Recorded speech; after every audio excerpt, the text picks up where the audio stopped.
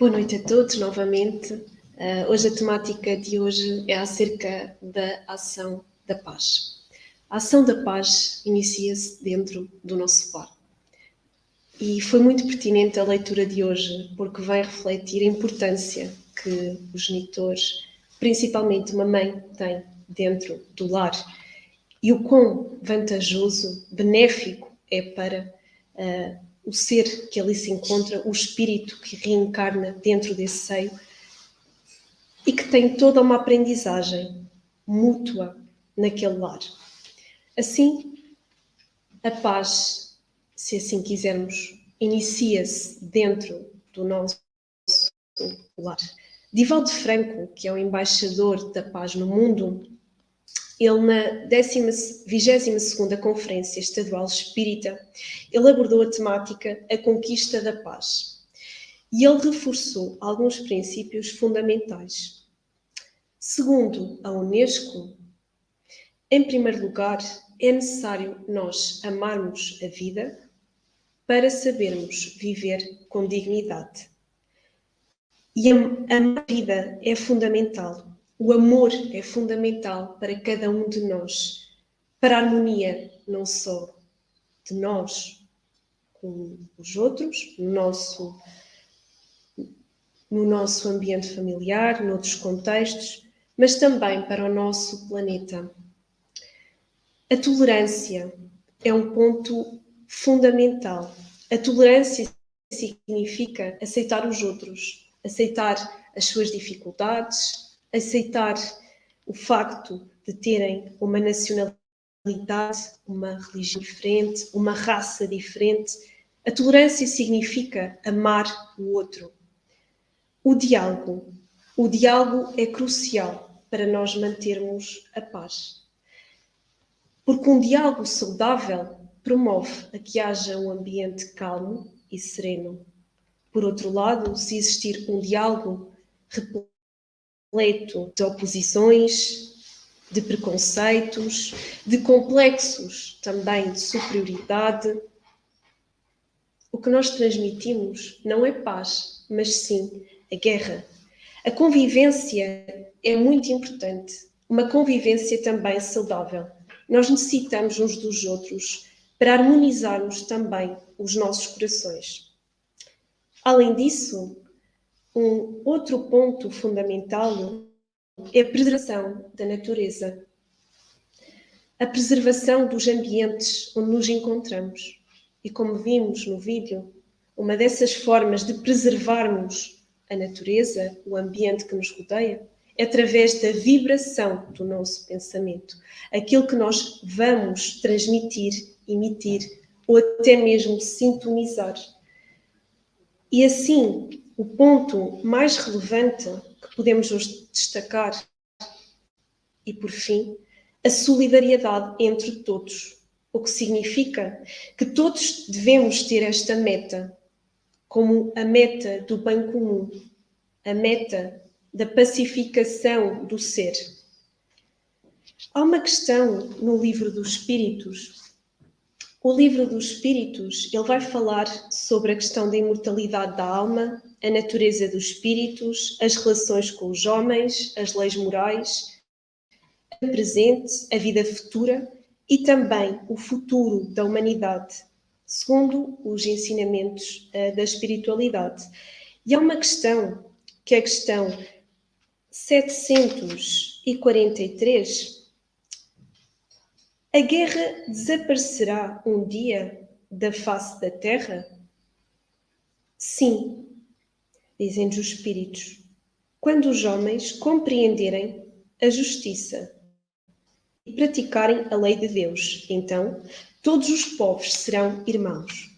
Mais à frente, na questão 744, qual o objetivo da providência ao tornar a guerra necessária? Pois, como bem sabemos, a guerra ainda é algo muito comum no mundo onde nós habitamos. Então, o objetivo da providência é permitir que haja a liberdade e, principalmente, o progresso do planeta.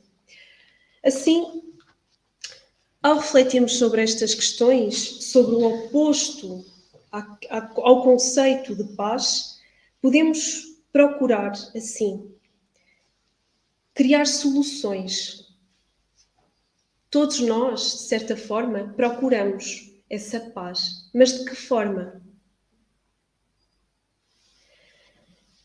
Cultivemos, assim, a caridade, o perdão, a solidariedade, o amor, refletindo nestes valores que não só estão pautados no Livro dos Espíritos, para nos dar algumas reflexões e algumas mudanças e diretrizes para a nossa vida, mas também segundo o Evangelho, que nos permite ter orientação útil para as nossas mudanças íntimas.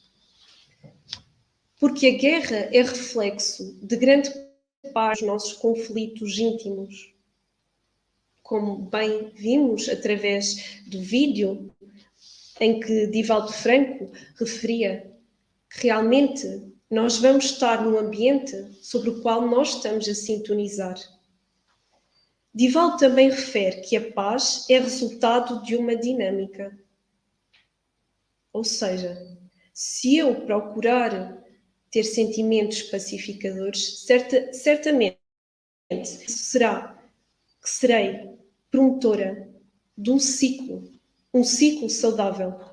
Existe uma história em que ele refere que, quando esteve na prisão da América Latina, ele deu-se conta que existiam vários presos e de que ele não conseguia auxiliá-los da forma que pretendia.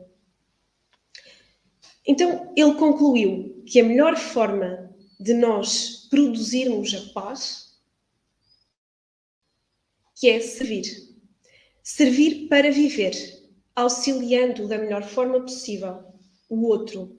A paz é resultado da nossa conduta interior, mas principalmente do nosso exemplo ético.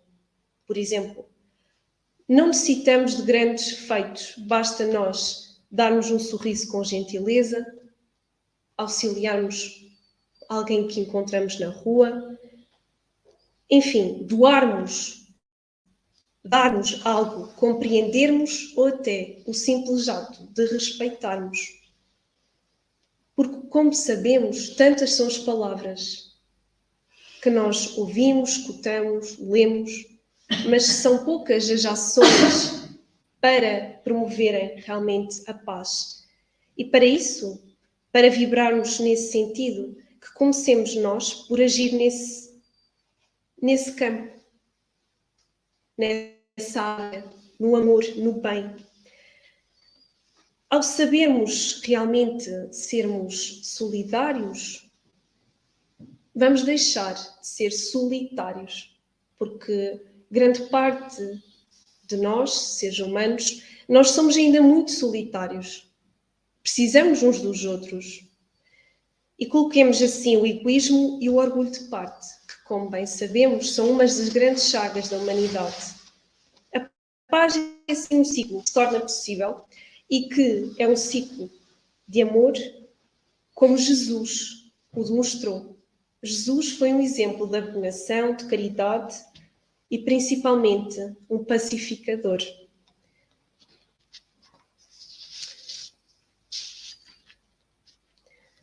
Observando ao nosso redor, bem sabemos que a matéria ainda é um grande obstáculo, mas ao estudarmos um pouco sobre a doutrina espírita, compreendemos que o materialismo não é a essência, não é a base, é uma ilusão. E então, quando começamos a compreender a realidade da vida, vamos procurar pensar enquanto seres imortais que somos.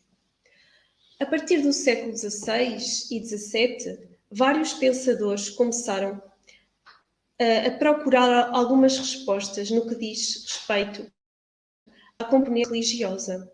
Mais tarde, emergiu a ciência empírica. A propósito da ciência empírica, como bem sabemos, hoje é o Dia Mundial dos Cientistas. Vários cientistas contribuem para a sociedade. Muitas vezes num ato de amor, de abnegação. Assim, também Aristóteles considerava que para nós chegarmos a uma visão da vida sobre um senso de realização plena, para nós encontrarmos a felicidade na vida, ele considerava que era necessário uma vertente ética e estética. Isto, o que é que significa esta questão? Isto significa que a questão ética, ela de facto tem uma vertente estética, porque quando nós fazemos o bem, quando nós auxiliamos o outro, existe beleza nesse ato, existe beleza, disciplina, organização, pensamentos otimistas. Assim como também Platão considerava que a finalidade mais bela da vida realmente também passava por essa questão estética, por algum conhecimento da realidade do ser espiritual. Através dos pensamentos mais otimistas, nós restabelecemos a nossa serenidade, encontramos a paz tão pretendida e também surge esta beleza do próprio espírito sobre o ponto de vista não só intelectual, mas também espiritual. Existe uma frase que diz: coragem, de Joana de Ângeles, não convivamos com as nossas atitudes indignas, que possamos trabalhar para o progresso. Quando trabalhamos para o progresso, nós estamos a produzir algo bom, algo útil para a sociedade. E Manuela, na obra Ação e Paz, que foi o título que, de facto, eu optei para hoje, diz o seguinte: a aflição condensada é semelhante a bomba de estopim curto, pronta a explodir a qualquer contacto esfogueante. É indispensável saber preservar a tranquilidade própria, de modo a sermos úteis na extinção dessa ou daquela dificuldade. De certo, que para cooperarmos no estabelecimento da paz, não nos seria lícito interpretar a calma por inércia. Paciência é compreensão que age sem barulho em apoio à segurança, pacifica a própria sensibilidade para que a razão te oriente os sentidos e impulsos.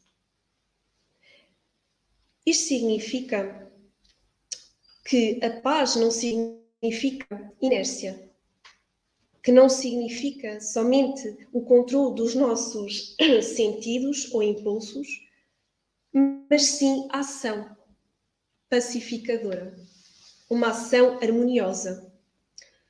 Mais à frente, Chico Xavier refere: se conservas o hábito de orar, recorre à prece nos instantes difíceis, mas se não possuis essa bênção, medita antes de falar ou de agir.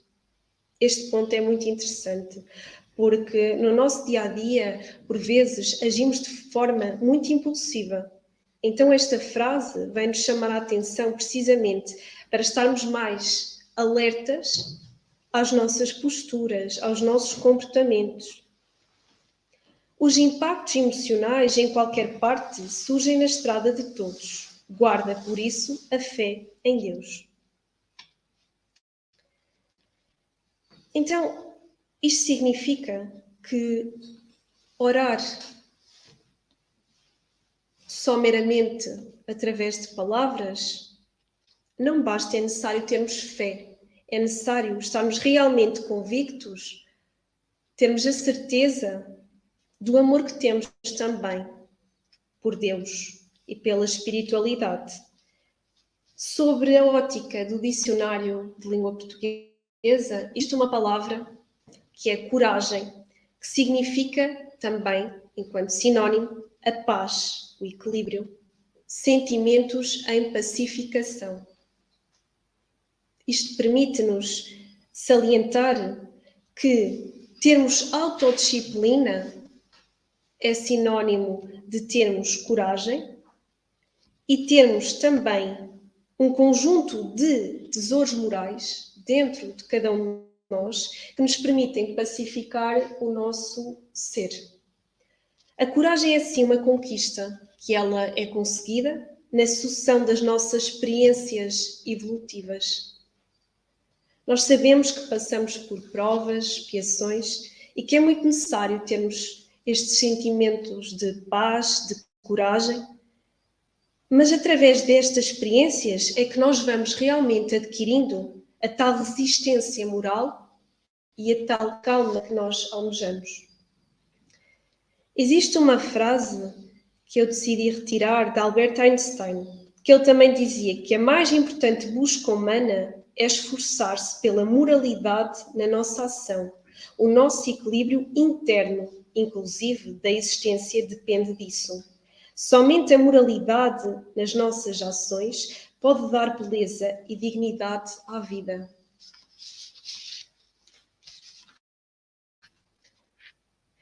Por isso, qualquer situação, qualquer circunstância, seja ela neste momento boa ou má, é transitória. E por isso necessitamos, assim, de ter perseverança no bem, atendendo sempre às luzes de esperança, atendendo sempre ao conhecimento que vamos adquirindo da doutrina espírita, que assim, segundo o Evangelho, no capítulo 19, no item 7, diz-nos que a fé inabalável só é que pode encarar de frente a razão em todas as épocas da humanidade. Confia em Deus e, corajoso, prossegue o teu espírito tranquilo. Observem que realmente a palavra coragem, paz, tranquilidade, elas andam sempre. Ela seguiu a sua luta a favor da divulgação do espiritismo e mesmo após o seu desencarne, em 1909, ela continua contribuindo com a doutrina. Divaldo Pereira Franco, nas suas viagens à Espanha, tem transmitido mensagens da Amália, contendo orientações e encorajamento, neste caso aos espíritas espanhóis, mas não só neste sentido. Existe um vídeo que eu não trouxe porque ainda era bastante longo, mas em que aparece Divaldo Franco realmente a receber uma mensagem da Amália e a falar um pouco sobre a experiência dela. E realmente é uma experiência de vida de grande perseverança e muita luta. Dando continuidade assim a estas personalidades da história, podemos falar também de Allan Kardec, que foi realmente alguém que contribuiu e que trouxe, através do seu esforço, da sua perseverança, o conhecimento que todos nós hoje temos acesso. Assim, segundo Divaldo, quanto mais conscientes, estudados e superados os desafios, mais coragem para nós vencermos as nossas provas e também expiações. Então pensemos na atualidade. Abordámos algumas personalidades da história que de facto foram muito importantes, mas no nosso dia-a-dia nós também temos realmente casos de coragem, de perseverança e de amor, como o caso dos pais que educam os seus filhos com base em valores éticos e morais. Também os filhos corajosos, que respeitam e amam os seus pais. E o estudante corajoso também, que vai valorizar o aprendizado e contribuir com esse conhecimento para a sociedade. O cidadão corajoso, que ama a sua pátria e respeita as suas leis. Então, o ser humano que é corajoso, ele não tem medo de amar, nem de superar os desafios. E a missão, assim, do Espiritismo é consciencializar e conduzir os homens, não só ao culto daquilo que é o seu dever, mas tendo sempre como diretriz segura a coragem, o amor para vivermos em qualquer situação, trabalhando sempre pela ordem, pelo progresso, seja ele individual ou até mesmo coletivo. Na obra Transição Planetária, de Manuel Filomeno Miranda, diz-nos que se as mentes, em vez do cultivo do egoísmo, da insensatez, da perversidade, emitirem ondas de bondade, de compaixão, de misericórdia, certamente que se alterarão as mudanças que já se vêm operado. Numa fase de mudança, as dores sempre se apresentam expressivas e volumosas, porque os velhos hábitos devem ceder lugar às injunções do progresso. Jesus teve realmente uma missão muito difícil, porque quando ele veio ao planeta Terra, ele mergulhou nas pesadas cargas, nas energias densas e pesadas do nosso planeta, e, no entanto, para ele passar, quando ele passou pelas dificuldades, ele simplesmente orava e pedia a Deus a proteção, o auxílio, a ajuda para ter a coragem e a paz na sua caminhada. Também na obra Depois da Morte, Leon Denis vai falar sobre o fluido cósmico universal. Diz-nos que a pedra fende as águas e vê-se a vibrar as ondulações concêntricas. Assim, é o fluido cósmico universal que vibra pelas nossas preces e pelos nossos pensamentos. Todos os seres são banhados pelo fluido, numa corrente fluídica que se estabelece entre umas e outras e que permite que os espíritos elevados nos influenciem e respondam aos nossos também pedidos, chamados. Então, de facto, todos nós estamos banhados por este fluido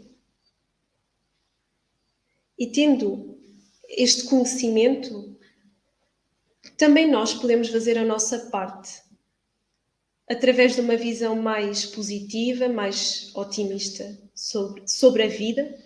Podemos também orar pelos espíritos que estão em momentos mais difíceis, infelizes, que é uma das mais belas e úteis formas de caridade.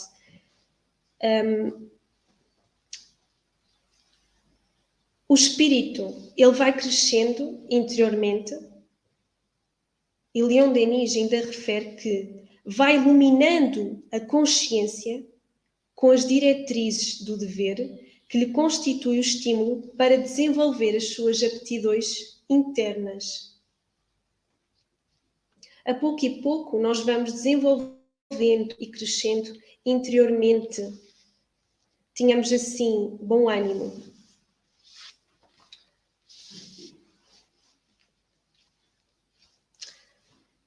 Para terminar esta ideia, decidi retirar outro excerto da obra Garimpo do Amor, por Joana de Ângeles, que diz: há outros elementos edificantes para o processo de crescimento do ser espiritual.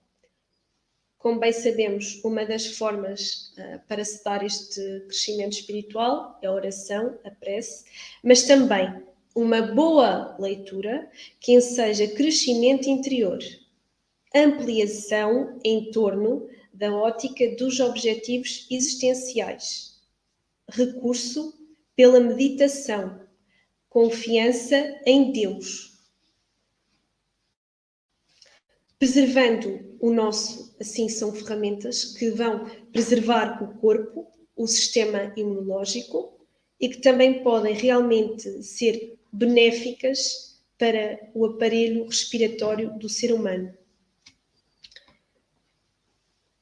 Sobre esta mensagem que nos deixa Joana de Ângeles, é muito pertinente nos tempos que hoje vivemos.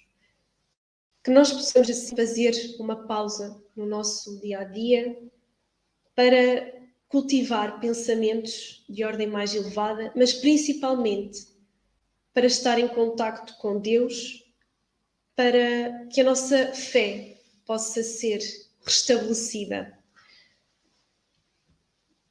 Pode-se assim medir o grau de espiritualidade de um indivíduo através da sua capacidade de amar. Quando nós ampliarmos a nossa capacidade de amar, certamente que o nosso grau, ainda que não muito elevado, mas já estaremos no progresso, já estaremos no caminho certo da nossa evolução espiritual. Obrigada a todos.